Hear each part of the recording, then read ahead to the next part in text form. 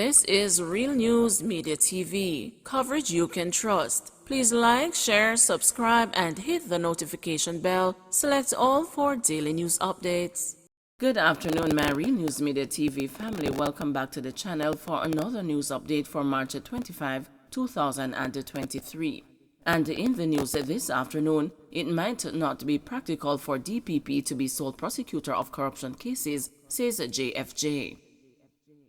Executive Director of Jamaicans for Justice, Michael Jackson, says it might not be practical to have the Office of the Director of Public Prosecutions as the sole responsible body for prosecuting cases involving corruption. Government Member of Parliament Everald Warmington recommended that the provisions of the Integrity Commissions Act, which give prosecutorial powers to the Integrity Commission, be deleted since they constitutionally exist with the DPP.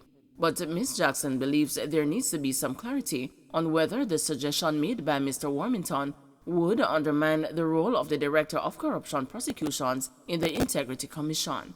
She added that the DPP's office has not had enough successful prosecutions for it to be responsible for corruption cases. If it is that there's a difference of opinion between the DPP and the DCP, then naturally the DPP opinion would take the final say. But however, we have seen where the DPP over the years, that office has not demonstrated that the cases involving corruption and corruption-related matters have seen the levels of prosecution that one would like.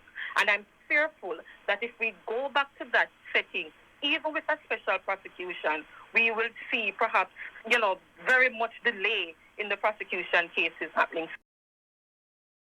Man gunned down off Whitehall Avenue. A man was gunned down on Ward Close of Whitehall Avenue in St. Andrew on Friday afternoon. The deceased has been identified as Akeem Malcolm. Reports reaching the news indicate that about 3:20 p.m., residents heard explosions and alerted the police. Upon the arrival of the police, Malcolm was seen in a helmet, lying face down in a pool of blood and suffering from gunshot wounds. He was taken to hospital where he was pronounced dead.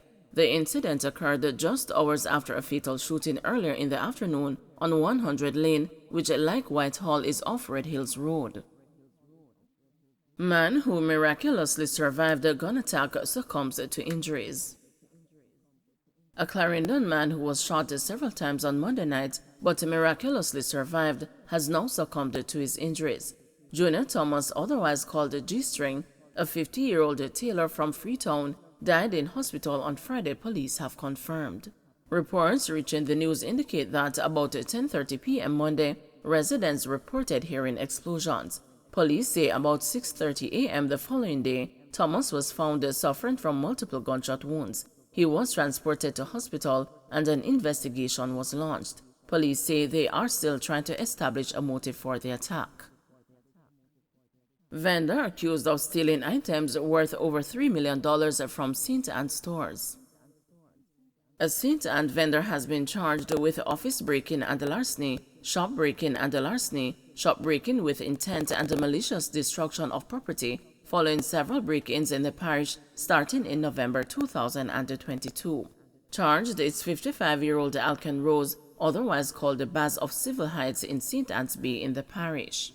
Reports are that on Saturday, November 12, 2022, about 7 p.m., the complainant securely locked his business place in Claremont, and upon his return the following day, he observed that his establishment was broken into and the culprits disabled the alarm system.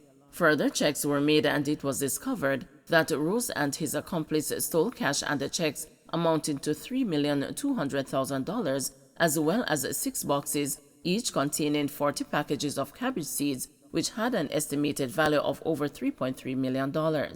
Months later, on Monday, March 6, about 7:45 p.m., another complainant reported that she securely locked her ice cream and a pastry shop in Claremont, and upon her return, she discovered that Rose forced his way into the shop and stole more than $15,000.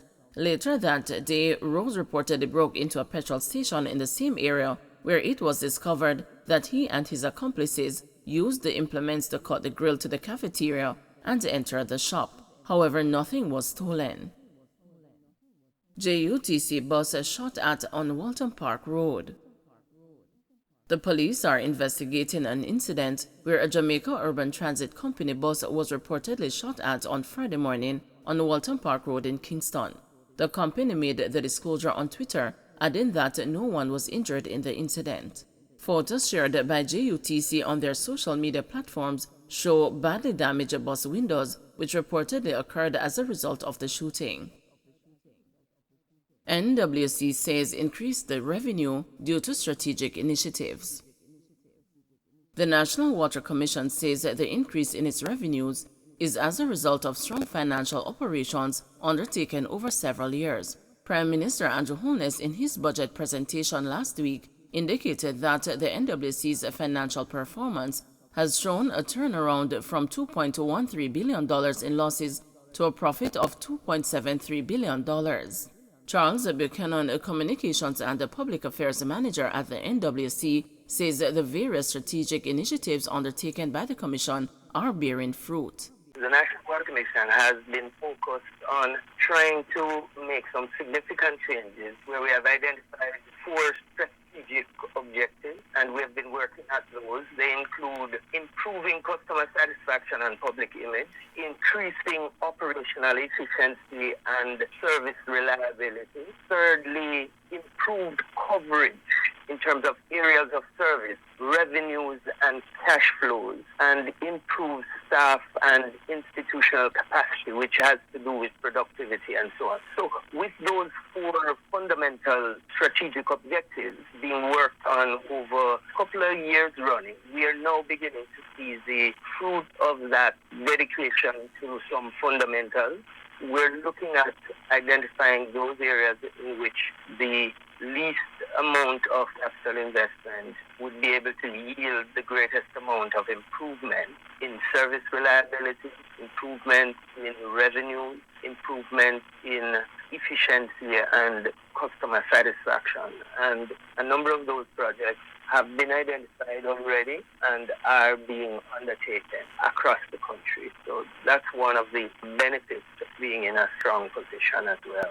We need more rain over more days, especially in the critical watersheds, so that we are able to see increased inflows coming in those critical streams. So, for example, I went up to the Hope River to look with much expectation and hope that I would have seen some increased flows coming down the river into the Hope and Mona systems.